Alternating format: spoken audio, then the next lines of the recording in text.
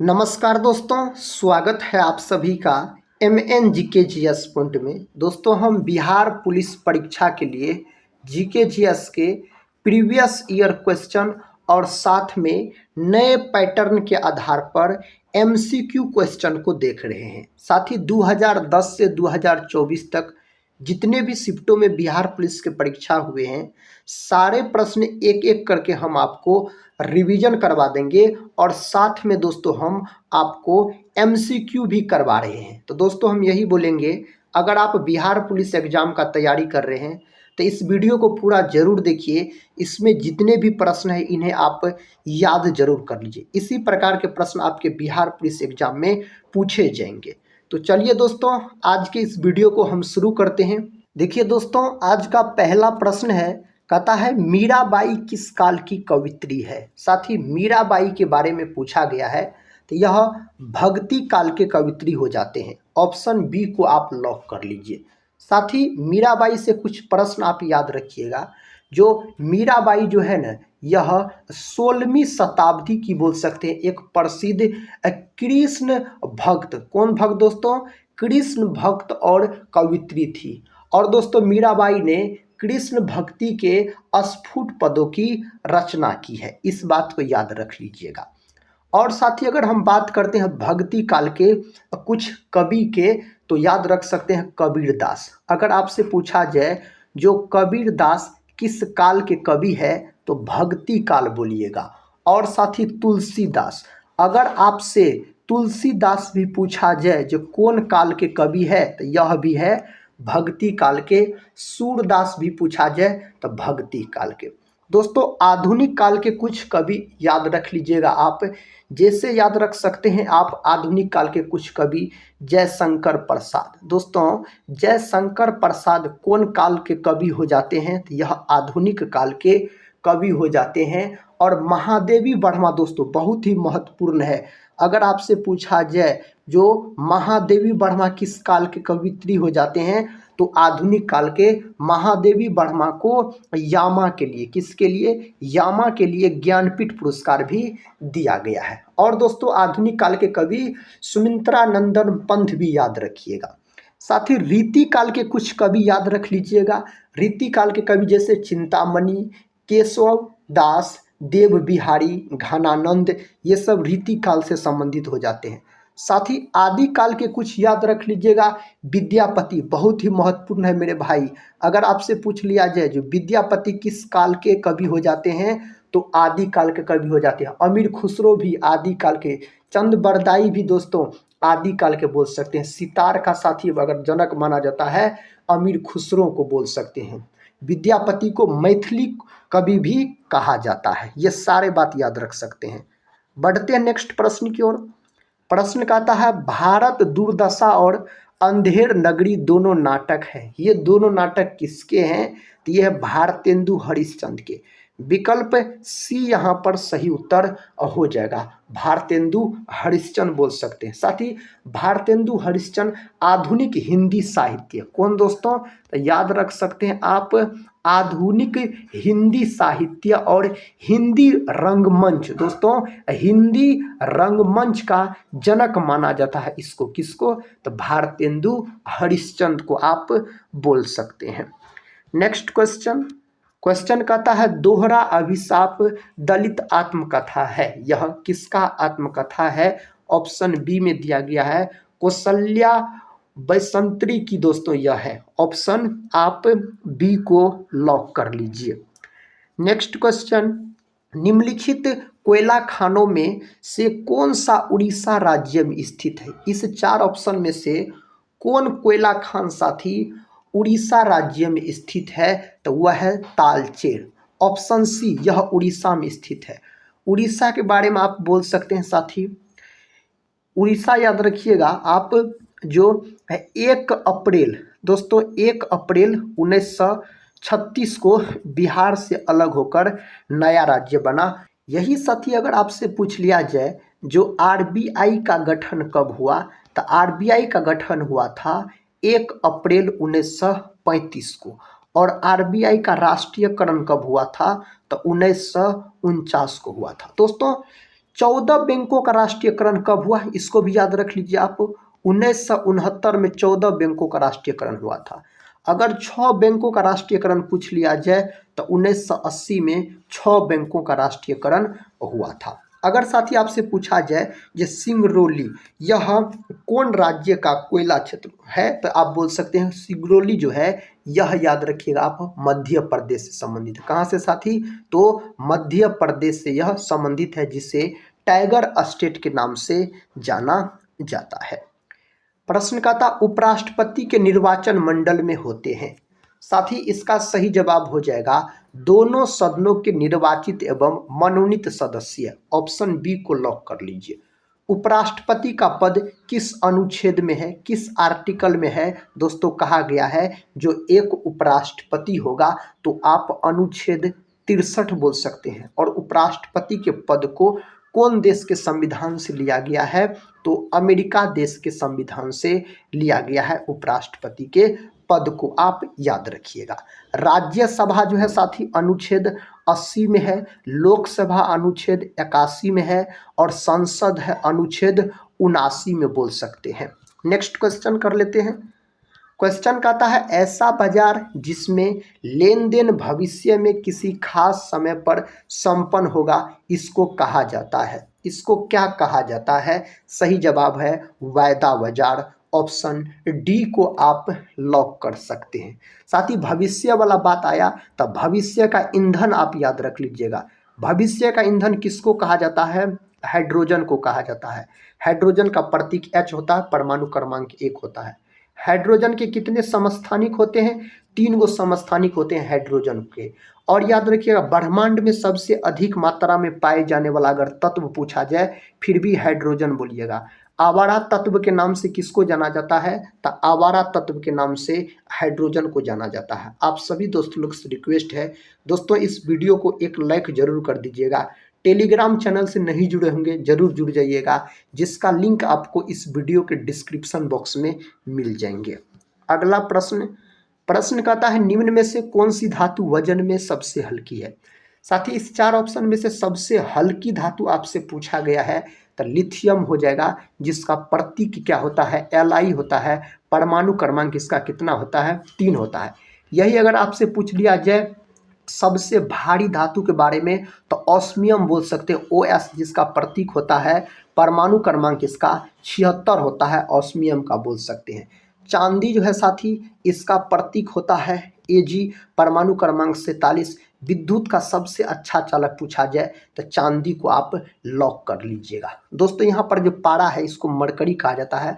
पारा है याद रखिएगा आप धातु, लेकिन आपसे पूछा जाए कौन ऐसा धातु है जो कमरे के ताप पर द्रव अवस्था में पाया जाता है, तो पारा यानी मरकरी को लॉक कीजिएगा, Hg जिसको बोला जाता है। अगर पूछ लिया जाए कौन ऐसा अधातु है जो कमरे के ताप पर द्रव अवस्था में पाया जाता है, अधातु अगर साथी पूछा जाए ना तो आप ब्रोमीन बोलिएगा।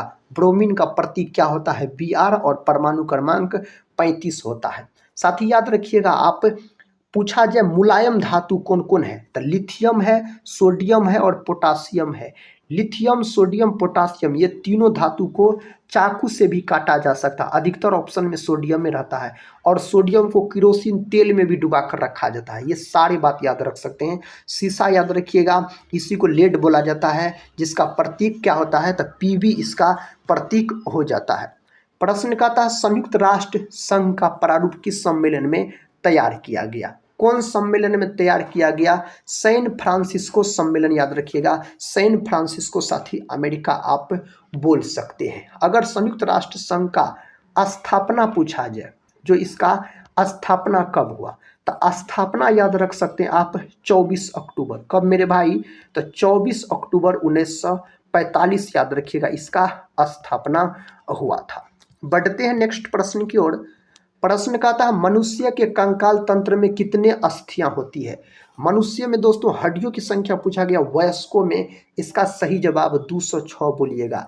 यही अगर शिशु में पूछ लिया जाए तो 300 बोल सकते हैं, 300 प्लस भी साथी ऑप्शन में दिया रहता है। तो ऑप्शन यहाँ पर किसको लॉक कर लीजिएगा, सी को लॉक कर लीजिएगा मेरे भाई। प्रश्न कहता है जैव विविधता शब्द किसने दिया। साथी जैव विविधता शब्द जो दिया गया ना, वाल्टर रोजन के द्वारा यह सब दिया गया। अगर आपसे पूछ लिया जाए जैव विविधता दिवस कब मनाया जाता है, जैव विविधता दिवस मनाया जाता है 22 मई के दिन। कब मनाया जाता है? 22 मई के दिन मनाया जाता है जैव विविधता दिवस। 1 मई के दिन दोस्तों क्या मनाया जाता है? मजदूर दिवस यानी श्रमिक दिवस मनाया जाता है, अंतर्राष्ट्रीय श्रमिक दिवस 1 मई के दिन मनाया जाता है। नेक्स्ट क्वेश्चन कहता है निम्न में से किसने सांप्रदायिक पंचायत की घोषणा की?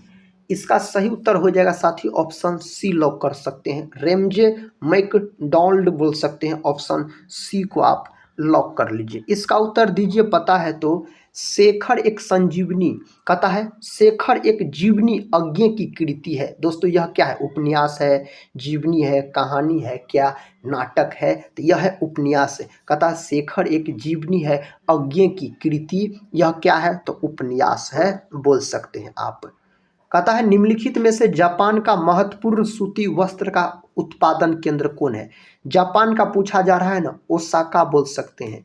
जापान दोस्तों इसको बोल सकते हैं आप सूर्योदय का देश कहा जाता है, जापान को सूर्योदय का देश। और जापान की मुद्रा पूछा जाए तो येन बोलिएगा जापान की मुद्रा।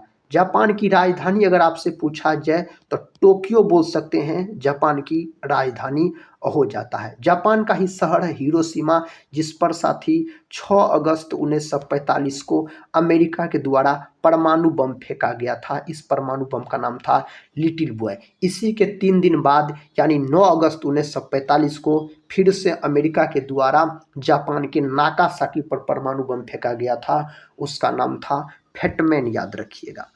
नेक्स्ट क्वेश्चन कहता है रज्मनामा डैश का एक फारसी अनुवाद है। तो रज्मनामा जो है ना यह महाभारत का फारसी में अनुवाद है। साथ ही अकबर के कहने पर बोल सकते हैं, मुगल वंश से संबंधित थे अकबर। अकबर के कहने पर याद रखिएगा जो बादुरीन बोल सकते हैं, बदाऊनी, कादिर बदाऊनी दिया रहता ऑप्शन में, इसके द्वारा अनुवादित किया गया था। महाभारत के लेखक पूछा जाए तो वेद व्यास बोल सकते हैं। वेद व्यास महाभारत के लेखक हो जाते हैं। और महाभारत का प्राचीन नाम है जय संहिता बोल सकते हैं। और महाभारत का जो युद्ध चला था 18 दिन तक यह युद्ध चला था। रामायण के दोस्तों अगर लेखक पूछा जाए महर्षि वाल्मीकि बोलिएगा आप।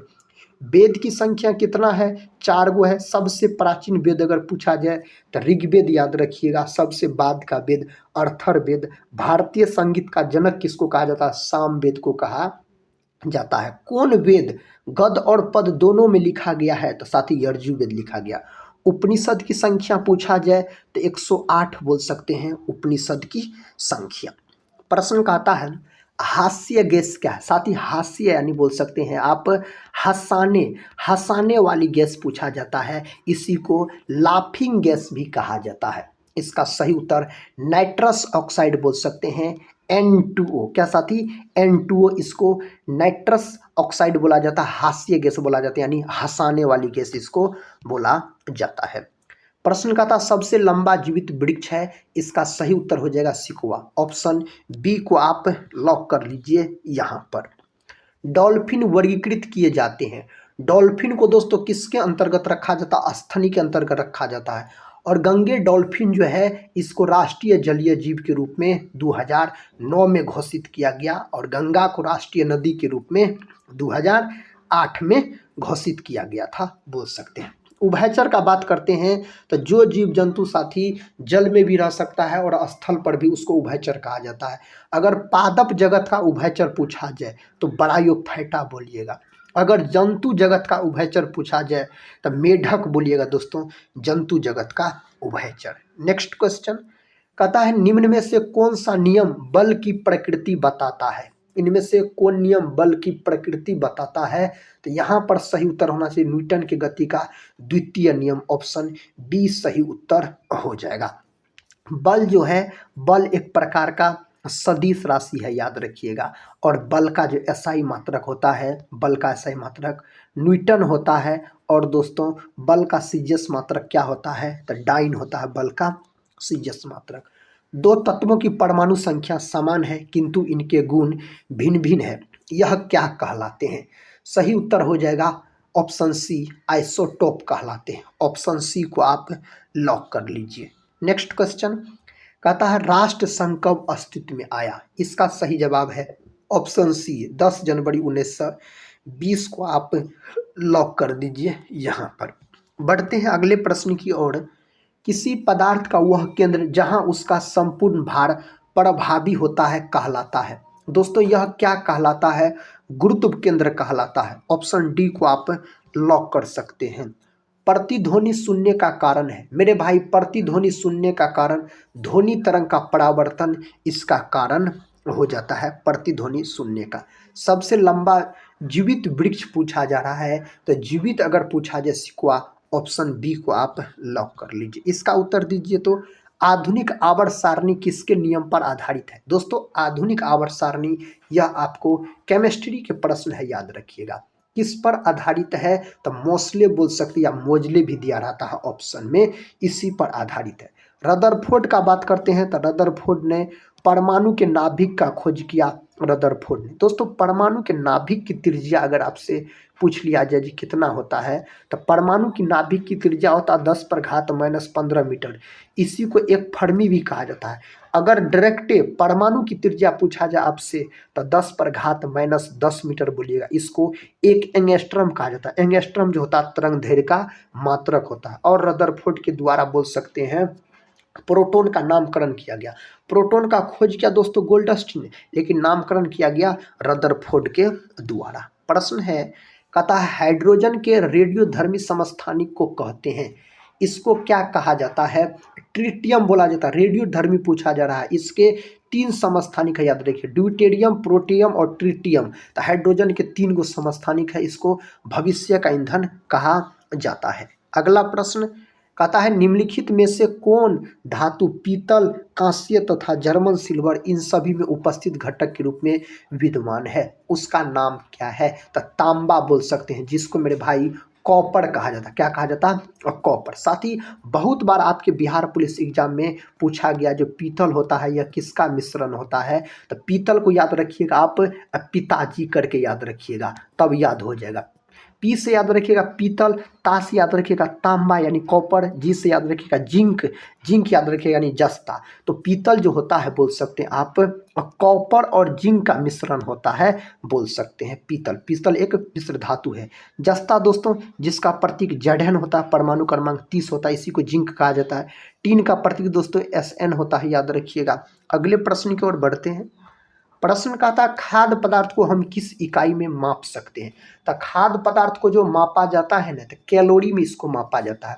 ताप को दोस्तों केल्विन में बोल सकते हैं। ताप का ऐसा मात्रक केल्विन होता है। जूल साथी यह ऊर्जा का ऐसा ही मात्रक होता है। और किसका ऐसा ही मात्रक होता है? कार्य का ऐसा ही मात्रक होता है, बोल सकते हैं। अर्ग जो है यह जूल का दोस्तों सीजियस मात्रक होता है। अगर अर्ग के बारे में आपसे पूछ लिया जाए तो बताइएगा आप। आधुनिक एंटीसेप्टिक सर्जरी का जनक, साथ ही इसका जनक किसको माना जाता है? Joseph Lister. अधिकतर बार ऑप्शन में सिर्फ आपको लिस्टर दिया रहेगा, याद रखिएगा। एडवर्ड जेनर का बात करते हैं। एडवर्ड जेनर ने चेचक के टीके का खोज किया सबसे पहले, बोल सकते हैं। लुई पास्चर का बात किया जाए दोस्तों तो बोलिएगा आप रेबीज। दोस्तों रेबीज के टीके का खोज किया लुई पास्चर। विलियम हार्वे का बात करते हैं तो सबसे पहले रक्त परिसंचरण तंत्र का अध्ययन किया डॉक्टर विलियम हार्वे। रक्त का पीएच मान पूछा जाए तो 7.4 बोलिएगा। और रक्त जो होता है यह तरल संयोजी उत्तक होता है। रक्त का रंग लाल किसके कारण होता है? हीमोग्लोबिन के कारण। रक्त में कौन धातु पाया जाता है? लोहा धातु। दोस्तों क्लोरोफिल में कौन धातु पाया जाता है? हम नेक्स्ट वाले वीडियो में बता चुके हैं, आप लोग साथी कमेंट बॉक्स में जरूर बताइएगा। प्रश्न है हाइड्रोजन गैस सूर्य के रासायनिक घटकों में कितनी प्रतिशत पाई जाती है? अगर दोस्तों सूर्य का बात किया जाए ना तो सूर्य में हाइड्रोजन भी पाया जाता है और हीलियम भी पाया जाता है। लेकिन याद रखिएगा मेरे साथी, हाइड्रोजन लगभग में 71% के आसपास पाया जाता है। ऑप्शन यहाँ पर सी को लॉक कर लीजिए। हाइड्रोजन बम और सूर्य ये दोनों नाभिकीय संलयन पर आधारित है, याद रखिएगा आप। अगला प्रश्न है सौरमंडल का सबसे छोटा उपग्रह, सौरमंडल का सबसे छोटा उपग्रह दोस्तों इस 4 ऑप्शन में से पूछा गया है, डिमोस बोल सकते हैं। डिमोस और फोबोस ये दोनों जो है ना, ये दोनों मेरे दोस्त बोल सकते हैं मंगल के उपग्रह है। किसके? तो मंगल के उपग्रह है, मंगल के द्वितीयक उपग्रह है। मंगल को लाल ग्रह के नाम से जाना जाता है। अगले प्रश्न की ओर बढ़ते हैं। प्रश्न कहता है निम्न में सर्वप्रथम किस वाद में उच्चतम न्यायालय ने कहा कि प्रस्तावना संविधान का हिस्सा नहीं है? दोस्तों इसका सही उत्तर होना चाहिए केशवानंद भारतीवाद। ऑप्शन बी सही उत्तर यहाँ पर हो जाएगा। यदि भारत में विदेशी मुद्रा की मांग बढ़ जाती है तो भारतीय मुद्रा रुपये का, इसका सही उत्तर आप बोल सकते हैं अवमूल्यन हो जाता है। ऑप्शन ए को आप लॉक कर लीजिए। पृथ्वी की उत्पत्ति के संबंध में निहारिका परिकल्पना का प्रतिपादन किसने किया? दोस्तों यह प्रश्न पूछा गया आपके बिहार पुलिस एग्जाम के अंतर्गत। ऑप्शन ए को आप लॉक कर लीजिए इम्नुअल कांट। ऑप्शन ए यहाँ पर सही जवाब हो जाएगा। प्रश्न कहता है भारतीय संविधान में संसदीय लोकतंत्र तथा न्यायिक सर्वोच्चता किन देशों में अंगीकार किए गए हैं? दोस्तों इसका सही उत्तर हो जाएगा ब्रिटेन एवं यूएसए। ऑप्शन डी सही जवाब यहाँ पर हो जाएगा।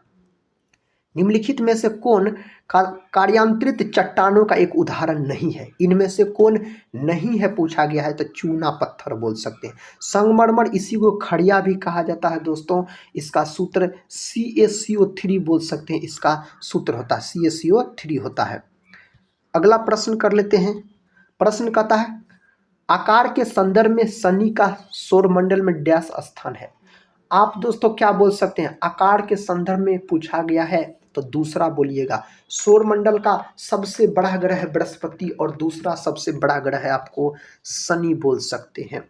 दिल्ली में 1857 के विद्रोह की असफलता के बाद बहादुर शाह जफर को कहाँ निर्वासित किया गया? इसका सही जवाब हो जाएगा रंगून में। ऑप्शन सी 1857 की क्रांति, इसी को सिपाही विद्रोह के नाम से जाना जाता है और यह क्रांति पूर्ण रूप से 10 मई को उत्तर प्रदेश के मेरठ से शुरू हुआ था। इसका प्रतीक चिन्ह था कमल और रोटी और बिहार से इसका नेतृत्व बाबू वीर कुंवर सिंह के द्वारा किया गया था। 42वें संविधान संशोधन के 10 आचार आदर्शों को किस नाम से जाना जाता है? इसका सही उत्तर हो जाएगा मौलिक कर्तव्य। 42वें संविधान संशोधन में दोस्तों याद रखिएगा 10 गो मौलिक कर्तव्य को जोड़ा गया। मूल संविधान में मौलिक कर्तव्य की संख्या 0 थी। अभी वर्तमान में मौलिक कर्तव्य की संख्या 11 है और 11वां है शिक्षा का अधिकार। 42वां संविधान संशोधन 1976 में हुआ था। मौलिक कर्तव्यों को रूस देश के संविधान से लिया गया है और मौलिक अधिकार पूछ लिया जाए मेरे भाई तो यूएसए के संविधान से लिया गया है, अमेरिका के संविधान से। निम्नलिखित में कौन एक प्राथमिक उपभोक्ता है? इस 4 ऑप्शन में से सही उत्तर बकरी होना चाहिए। प्राथमिक उपभोक्ता घास हो जाएगा, उत्पादक याद रखिएगा उत्पादक हो जाएगा। नेक्स्ट क्वेश्चन कबीरदास के पदों का संग्रह, साथ ही इसका सही जवाब बीजक में है। इसके पदों का संग्रह अगर आपसे पूछा जाए तो आप लॉक कर लीजिएगा। प्रश्न का आता है यूनेस्को का मुख्य कार्य है। यूनेस्को का मुख्य कार्य दोस्तों क्या है? इसका सही उत्तर आप सभी दोस्तों लॉक कीजिए। शिक्षा व विज्ञान का अनुसंधान व प्रसार करना। दोस्तों ए और बी दोनों ऑप्शन एक ही है, याद रखिएगा ये दोनों एक ही है। इसका सही उत्तर हो जाएगा आप ऑप्शन ए याद रखिएगा, शिक्षा व विज्ञान का अनुसंधान व प्रसार करना। यूनेस्को का मुख्यालय कहाँ है? तो फ्रांस की राजधानी पेरिस में साथी यूनेस्को का मुख्यालय है। विश्व में शांति स्थापना के उपाय करना घरेलू मक्खियों द्वारा फैलाने वाले रोग का समूह है। इसका सही उत्तर इस 4 ऑप्शन में से क्या हो जाएगा? दोस्तों इस 4 ऑप्शन में से बोल सकते हैं सही जवाब टाइफाइड पेचिस है। ऑप्शन आप सी को यहाँ पर लॉक कर लीजिए। किसको साथी? ऑप्शन सी को आप लॉक कर सकते हैं। बढ़ते हैं नेक्स्ट क्वेश्चन की ओर। वह जीव जिसमें हरित लवक पाया जाता हुआ है, किसमें हरित लवक पाया जाता है? युगलिना। ऑप्शन सी सही उत्तर हो जाएगा। कहता है पाणिनि प्रसिद्ध विद्वान थे, पाणिनि प्रसिद्ध विद्वान थे भाषा एवं व्याकरण के। ऑप्शन ए सही जवाब है। अंतर्राष्ट्रीय कहता है बाल आपातकालीन कोष यानी यूनिसेफ का मुख्यालय है। यूनिसेफ का मुख्यालय आपसे पूछा गया न्यूयॉर्क। ऑप्शन ए को आप लॉक कर लीजिए। एक पारितंत्र में अपघटन की क्रिया का नियमित करने वाला कारक है, उस कारक का नाम है दोस्तों ताप, मृदा की नमी, अवरोधन की प्रकृति। सभी यहाँ पर लॉक कर दीजिए। नेक्स्ट क्वेश्चन, निम्न में से कौन सा विष्णु का अवतार नहीं है? इसमें से कौन विष्णु का अवतार नहीं है? दधीचि दोस्तों यह विष्णु का अवतार नहीं है। नेक्स्ट क्वेश्चन, भारत का राष्ट्रीय चावल अनुसंधान संस्थान कहाँ पर अवस्थित है? भारत का दोस्तों पूछा जा रहा है। इसका सही उत्तर कटक, उड़ीसा के कटक बोल सकते हैं आप। नेक्स्ट क्वेश्चन, निम्नलिखित में से किस न्यायाधीश को जनहित याचिका का प्रवर्तक माना जाता है? इनमें से किसको माना जाता है? जस्टिस पी.एन. भगवती। ऑप्शन बी सही उत्तर हो जाएगा। धनात्मक ढाल के पूर्ति वक्र का कारण है, इसका कारण क्या है? तो ह्रासमान प्रतिफल। दोस्तों ये सब आपको इकोनॉमिक्स के प्रश्न याद रखिएगा। इकोनॉमिक्स के प्रश्न विद्यार्थी देख के ही छोड़ देते हैं एग्जाम में। कहता रामधारी सिंह दिनकर को ज्ञानपीठ पुरस्कार उनकी किस रचना पर मिला? दोस्तों रामधारी सिंह दिनकर को जो ज्ञानपीठ पुरस्कार दिया गया था उर्वशी के लिए बोल सकते हैं, और यामा के लिए महादेवी बढ़मा को दिया गया था। यदि किसी वस्तु का वेग 3 गुना बढ़ जाए तो इसकी गतिज ऊर्जा डैश बढ़ जाएगी। तो इसका गतिज ऊर्जा बोल सकते हैं 9 गुना हो जाए। गतिज ऊर्जा को के ई से सूचित किया जाता है, सूत्र होता है हाफ mv²। स्थितिज ऊर्जा को पी से सूचित किया जाता है, सूत्र होता है mgh। साथी इससे भी प्रश्न पूछ लिए जाते हैं। प्रश्न कहता निम्न में से कौन सा प्रतिजैविक है? इनमें से प्रतिजैविक कौन है? तो स्ट्रेप्टोमाइसिन। 2,4-D क्या है साथी? एक खरपतवार नाशी है 2,4-D का अगर हम बात करते हैं तो। 1905 में लंदन में इंडिया होम रूल सोसाइटी की स्थापना किसने की थी? इसका स्थापना श्यामजी कृष्ण वर्मा के द्वारा किया गया। ऑप्शन यहाँ पर सी को आप लॉक कर लीजिए तो सही उत्तर आप चुन सकते हैं। कौन ऑप्शन? ऑप्शन सी मेरे भाई याद रखिएगा। पढ़ते हैं अगले प्रश्न की ओर। प्रश्न कहता किस महासागर का आकार अंग्रेजी के एस अक्षर के समान है? अंग्रेजी के एस अक्षर के दोस्तों समान है आपसे पूछा गया है। तो अटलांटिक महासागर, कई बार यह प्रश्न पूछा गया। प्रशांत महासागर सबसे गहरा महासागर, सबसे गहरा महासागर पूछा जाए तो प्रशांत महासागर। कौन से वन भारत के सबसे बड़े क्षेत्र में पाए जाते हैं? इसका सही जवाब उष्णकटिबंधीय पर्णपाती वन, विकल्प ए सही उत्तर हो जाएगा। कच्चे आम में कौन सा अम्ल पाया जाता है? दोस्तों कच्चे आम में टार्टरिक अम्ल बोल सकते हैं, और इमली में भी पूछा जाए तो टार्टरिक अम्ल। अंगूर में भी अगर मेरे भाई आपसे पूछा जाए अंगूर में भी तो टार्टरिक अम्ल बोलिएगा। एसिटिक अम्ल दोस्तों सिरका में पाए जाने वाला अम्ल एसिटिक अम्ल याद रखिएगा। साइट्रिक अम्ल बोल सकते हैं नींबू में, और खट्टे फल जैसे नींबू, संतरा ये सब में पाए जाते हैं। साथ ही ऑक्जेलिक अम्ल किस में पाए जाते हैं? आप सभी दोस्त लोग कमेंट बॉक्स में जरूर बताइएगा। निम्नलिखित में से कौन एक गैर संवैधानिक निकाय है? सही जवाब यहाँ पर है राष्ट्रीय मानवाधिकार आयोग। ऑप्शन यहाँ पर ए सही उत्तर हो जाएगा। मुद्रास्फीति की उच्च दर और बेरोजगारी की उच्च दर की एक साथ उपस्थिति को क्या कहते हैं? इसको क्या नाम दिया गया है? इसको नाम दिया गया स्टैगफ्लेशन। ऑप्शन सी सही जवाब हो जाएगा। कहता इरिडियम परत की खोज किसने और नोबेल पुरस्कार भी जीता? दोस्तों इसका खोज किसने किया और इसके लिए इसे नोबेल पुरस्कार भी से सम्मानित किया गया? तो लुइस अल्वारेज बोल सकते हैं। ऑप्शन डी सही उत्तर हो जाएगा। जीएसटी के लिए संविधान संशोधन के परिणाम स्वरूप संविधान में निम्नलिखित में कौन सा अनुच्छेद जोड़ा गया? उस अनुच्छेद का नाम अनुच्छेद 246 के। जीएसटी जो है ना यह अप्रत्यक्ष कर है, और अपना भारत में सबसे पहले जीएसटी अपनाने वाला राज्य अगर पूछ लिया जाए ना तो असम बोलिएगा, और दूसरा राज्य पूछ लिया जाए ना तो अपना बिहार है साथी। और दोस्तों जीएसटी अपना भारत में अपनाया गया 1 जुलाई 2017 में। सबसे पहले जीएसटी कहाँ लागू हुआ था? फ्रांस में 1954 में लागू हुआ था। भारत में जीएसटी के दोहरे मॉडल को किस देश में चुना है? दोस्तों किस देश के मॉडल पर आधारित है? कनाडा के मॉडल पर आधारित है जीएसटी अपना भारत देश के। निम्नलिखित में से कौन एक अनुवांशिक रोग नहीं है? इनमें से कौन अनुवांशिक रोग नहीं है? रतौंधी।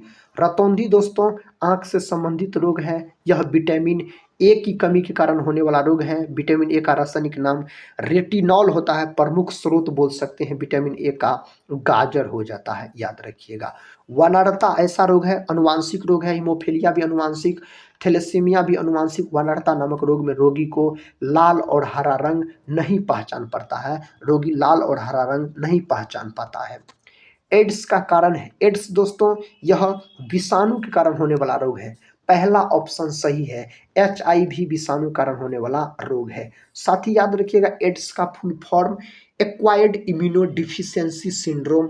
विश्व एड्स दिवस कब मनाया जाता है? 1 दिसंबर के दिन मनाया जाता है। एड्स नामक बीमारी में ही एलिसा टेस्ट किया जाता है। यह प्रश्न पूछा गया है, एलिसा टेस्ट। HIV का फुल फॉर्म पूछा जाए तो ह्यूमन इम्यूनो डिफिशियंसी वायरस बोलिएगा। इसमें डिफिशियंसी लगाना बहुत ही जरूरी है। कवक का बात करते हैं। कवक का अध्ययन माइकोलॉजी कहलाता है। और कवक की जो कोशिका भित्ति होती है मेरे साथी, यह किसकी बनी होती है? तो काइटिन की बनी होती है कवक की कोशिका भित्ति, याद रखिएगा। यही अगर शैवाल का अध्ययन अगर आपसे पूछ लिया जाए तो शैवाल का अध्ययन फाइकोलॉजी कहलाता है। और शैवाल की कोशिका भित्ति सेलुलोज की बनी होती है। साथ ही अगर आपसे लाइकेन के बारे में पूछ लिया जाए तो कवक और शैवाल का सहजीवी संबंध लाइकेन कहलाता है। कहता गमेक्सिन, DDT और ब्लीचिंग पाउडर महत्वपूर्ण यौगिक है। ये किसके महत्वपूर्ण है? क्लोरीन के, याद रखिएगा। ब्लीचिंग पाउडर इन्हीं को बोल सकते हैं आप ब्रिंजक चूर्ण कहा जाता है। और आपके बिहार पुलिस एग्जाम में ब्रिंजक चूर्ण का सूत्र पूछा गया है तो CaOCl2 इसका सूत्र हो जाता है ब्रिंजक चूर्ण का। तो मेरे दोस्त आज के इस वीडियो में टोटल हम आपको 65 प्रश्न करवाए जीके जीएस के प्रीवियस ईयर क्वेश्चन और साथ में नए पैटर्न पर आधारित MCQ को करवाए। अगर इस वीडियो को आप बिहार पुलिस एग्जाम के लिए पूरा देखे हैं तो कमेंट बॉक्स में मेरे भाई जरूर बताइएगा आप कितने प्रश्न का सही से उत्तर दे पाए। इससे दोस्तों क्या होगा, तो आपके एग्जाम की तैयारी का पता चलेगा, आपका तैयारी किस प्रकार का है। दोस्तों इस वीडियो को अगर अपने दोस्तों में शेयर नहीं किए हैं जरूर कर दीजिएगा ताकि अधिक से अधिक दोस्त लोग देख सके और अपने बिहार पुलिस की एग्जाम की तैयारी को मजबूत बना सके। साथ ही इस चैनल को अगर सब्सक्राइब नहीं किए होंगे जरूर सब्सक्राइब कर लीजिएगा। इस चैनल से आपके एग्जाम में जरूर मदद मिलेंगे। तो आप सभी दोस्त लोग से हम यही बोलेंगे, दोस्तों पढ़ते रहिए, अधिक से अधिक प्रश्न का रिवीजन कीजिए, जितने अधिक से अधिक प्रश्न का रिवीजन कर सकते हैं कीजिए और अपने तैयारी को मजबूत बनाइए। तो मिलते हैं हम नेक्स्ट वाले वीडियो के साथ, तब तक के लिए जय हिंद, जय भारत।